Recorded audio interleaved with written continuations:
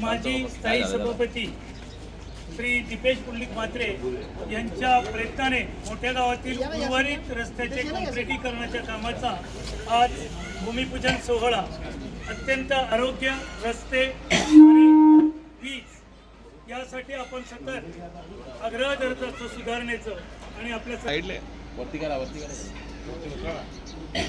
Hello hello आवाज कर रहे कल्पे नसू माईक चल जाऊ दे बोला हॅलो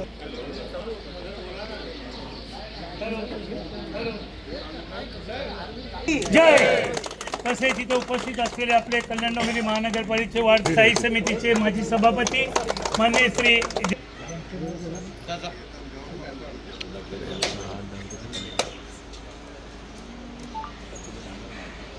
सुनील म्हात्रे, विजय भोईर,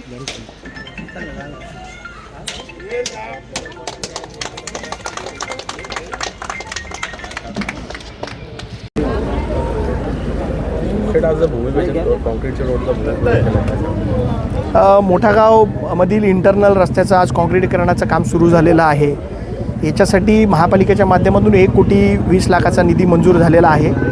आणि मोठा गावामध्ये आपण बघत असाल, मोठा गाव मानकुली ब्रिज झाल्यानंतर मोठ्या प्रमाणात लोकांची रहदारी वाढलेली आहे आणि त्याच्यासाठी इंटरनल रस्ते काँक्रिटीकरण होणं अत्यंत गरजेचं आहे.